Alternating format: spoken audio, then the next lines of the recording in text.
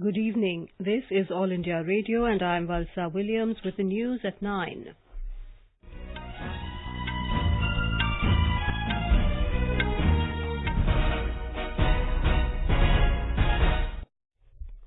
The headlines. Prime Minister Narendra Modi jointly inaugurates 2 landmark projects with his Mauritian counterpart Pravind Jugnauth through videoconferencing. Mr. Modi says the projects are symbols of India's strong commitment to development of Mauritius. Home Minister Amit Shah says abrogation of Article 370 dealt a severe blow to terrorism and will clear roadblocks for development of Jammu and Kashmir. President Ram Nath Kovind confers Vayoshreshtha Awards to eminent senior citizens and institutions for their services towards the elderly. In France, 4 police officers killed in knife attack at Paris police headquarters, assailant shot dead. In Viskhapatnam Cricket Test, India declare their first innings for 502 against South Africa, take 3 early wickets of the visitors for just 39 runs.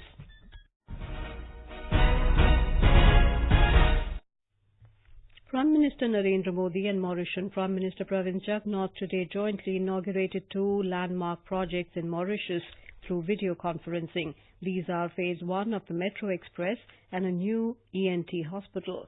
Speaking on the occasion, Mr. Modi said both these projects will serve the people of Mauritius and they are symbols of India's strong commitment to the development of the island nation. We are proud that India has partnered Mauritius in these and other projects of direct public interest. Last year, a joint project provided e-tablets to young children. The new Supreme Court building and 1,000 social housing units are coming up rapidly. I'm happy to announce that India will support the construction of a renal unit as well as mediclinics and area health centers. Mr. Modi said both India and Mauritius are diverse and vibrant democracies committed to working for the prosperity of our peoples as well as for peace in the region and the world. He said today's inauguration of projects heralds a new chapter in the shared history, heritage and cooperation between India and Mauritius. The Prime Minister said the Indian Ocean economy holds great promise for the people of the 2 countries. The Indian Ocean is a bridge between India and Mauritius. Ocean economy holds great promise for our people. The vision of Sagar, security and growth for all in the region will guide us to work closely together on all aspects of maritime economy, security and disaster risk resolution. In his address, Mr. Jugnauth said people of Mauritius will be ever grateful to India. He said Mauritius needs the blessings of Mother India for development. We are deeply grateful for your personal involvement in the achievement of this first phase of the Metro Express. Without India's support and assistance, we would never have progressed so quickly in implementing not only the Metro Express project but also other projects. इसके लिए Mauritius की जनता हमेशा भारत का आभारी रहेगी. Home Minister Amit Shah has said that abrogation of Article 370 dealt a severe blow to terrorism and will clear roadblocks for the development of Jammu and Kashmir. The Home Minister was speaking after flagging off the Vande Bharat Express between Delhi and Katra from New Delhi railway station today. धारा 370 हटने के बाद कश्मीर के अंदर आतंकवाद और आतंकवादियों के विचारधारा को संपूर्ण उन्मूलन करने में हमें सफलता मिलने वाली है. कश्मीर के विकास में जो अवरोध थे वो सारे अवरोध हट चुके हैं और मुझे भरोसा है 10 साल के अंदर हमारा कश्मीर देश का सबसे विकसित राज्यों की सूची के अंदर आएगा और आज ये रेलवे के माध्यम से इसकी शुरुआत हुई. The Home Minister termed the Vande Bharat Express as a big gift for Jammu and Kashmir's development and for promoting religious tourism. On the occasion, Railways Minister Piyush Goyal said the railways will connect the entire country from Kashmir to Kanyakumari before the 15th of August 2022. Booking of tickets for the train is now open on the IRCTC website and the first commercial run will begin on Saturday. The high-speed train will bring down travel time between Delhi and Katra to 8 hours from the current 12. The express will depart from New Delhi at 6 a.m. and reach Katra at 2 p.m. On the return journey the same day, it will leave from Katra at 3 p.m. to reach New Delhi at 11 p.m. In Jammu and Kashmir, a civilian was killed in Pakistani firing and shelling along the line of control following ceasefire violation by Pakistani troops in North Kashmir's Baramulla district late this afternoon. Defence sources said Pakistani troops resorted to unprovoked firing and shelling near Rustam Post in Uri sector of the district. They said the identity of the slain person is being ascertained, adding that he could be an army porter. The Indian Army retaliated in a befitting manner, and the intermittent exchange of fire was still on when reports last came in. Defence sources said terrorists are constantly trying to infiltrate into the valley, but their bids are being tackled by the army at the local level. The Jammu and Kashmir unit of the Bharatiya Janata Party has demanded a thorough probe into the role of the Congress Party and its leaders in promoting terrorism in the state. State spokesman of the party, Brigadier Retired Anil Gupta, in a press statement issued in Jammu today, lauded the efforts of the J&K police in carrying out thorough investigations in the re-emergence of terror activities, including political killings of its leaders in Kishtwar area, and bringing to book those who are instrumental in providing moral and logistic support to the terrorists.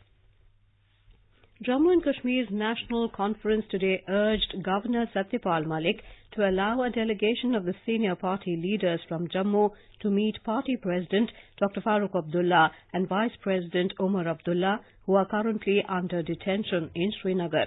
At a meeting convened in Jammu after removal of restrictions on the movement of senior leaders based in Jammu, the party took a detailed review of the political situation in the state and pledged to strengthen bonds of communal harmony, unity and brotherhood. This is All India Radio giving you the news. For quick news updates, follow us on Twitter at AIR News Alerts and visit our website www.newsonair.com and News on AIR app. President Ram Nath Kovind today conferred the Vayoshreshtha Awards 2019 on eminent senior citizens and institutions in New Delhi in recognition of their services towards the cause of the elderly persons. Speaking on the occasion, Mr. Kovind said the elderly should get respect and regard from their family members and especially from the youth.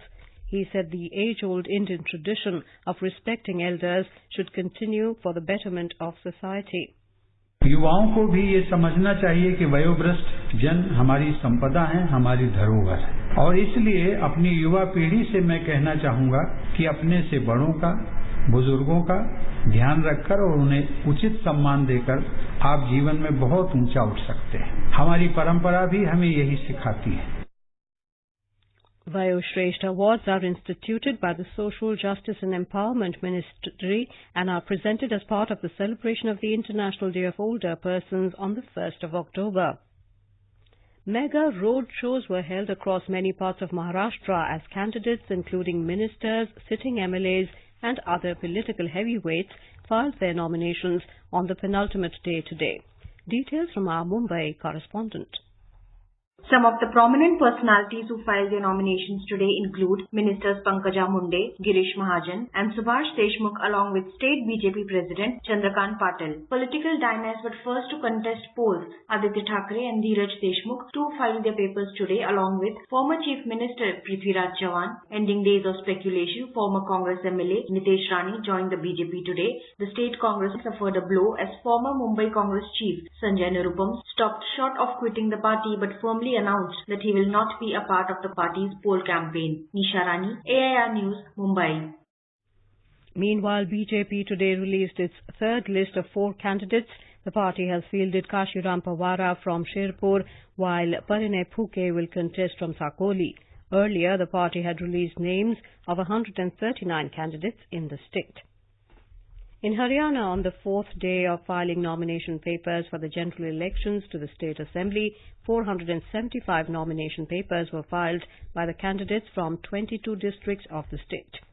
Meanwhile, Congress today announced the names of its remaining 6 candidates for the upcoming Haryana Assembly elections. while Venu Singla Agarwal has been fielded from Ambala Cantonment constituency. Vishen Lal Saini will be the party candidate from Radour and Meva Singh from Ladwa seat. The party had released names of 84 candidates earlier.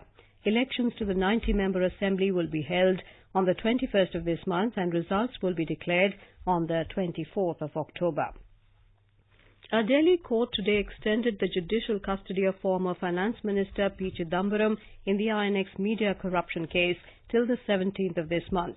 Special Judge Ajay Kumar Kuhar sent the Congress leader to judicial custody after the Central Bureau of Investigation sought extension of his judicial remand. He was arrested by the CBI on the 21st of August from his New Delhi residence. A Delhi court today extended the judicial custody of Ratul Puri, nephew of Madhya Pradesh Chief Minister Kamal Nath, till the 17th of October in a money laundering case related to a bank loan fraud. Special Judge Anuradha Shukla Bharadwaj passed the order after Puri was produced before it, and the Enforcement Directorate said that if released he may tamper with the evidence. In Bihar, toll of casualties in flood-related incidents has gone up to 86. The state government has announced an ex-gratia of 4 lakh rupees to the next of kin of the deceased. Over 23 lakh people are reeling under the impact of flood. According to Central Water Commission, Ganga, Punpun, Buri Gandak and Bagmati are flowing above danger marks. A report. The Punpun River is flowing 3 meters above the danger mark and is posing threat to its embankment. Rail traffic on Patna-Gaya section has been disrupted following overtopping of rain tracks between Punpun and Parsa Bazar stations.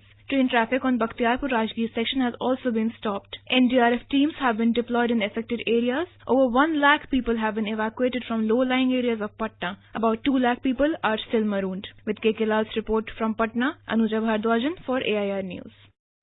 In Mizoram, the long-awaited repatriation process of Bru migrants from the temporary camps in Tripura has begun today. Deputy Commissioner of Mamit District, Dr. Lal Rozama, said a total of 233 refugees of 47 families have returned from camps in Kanchanpur in Tripura today for onward journey to their native villages in Mamit and Lunglei districts.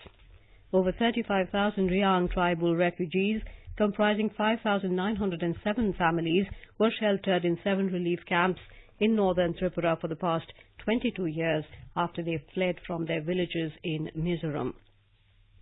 In France, 4 police officers were killed in a stabbing attack at the police headquarters in central Paris.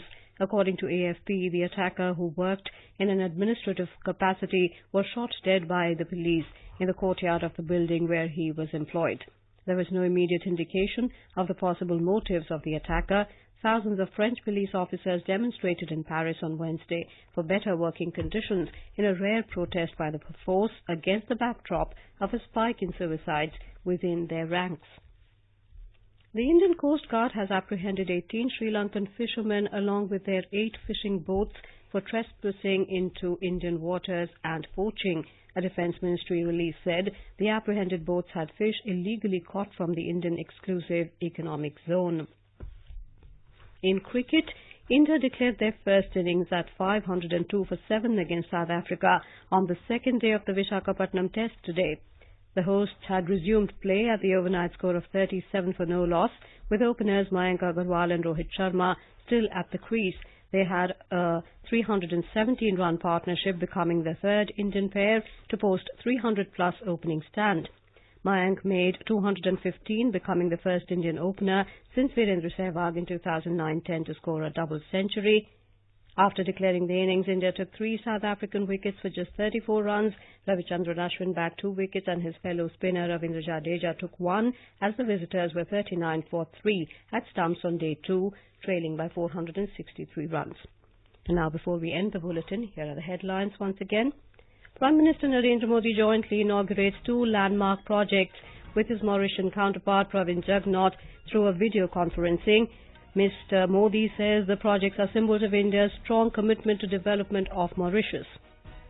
Home Minister Amit Shah says abrogation of Article 370 dealt a severe blow to terrorism and will clear roadblocks for development of Jammu and Kashmir. President Ram Nath Kovind confers Vayoshreshtha Awards to eminent senior citizens and institutions for services towards the elderly. And that is all in the news at 9. Good night.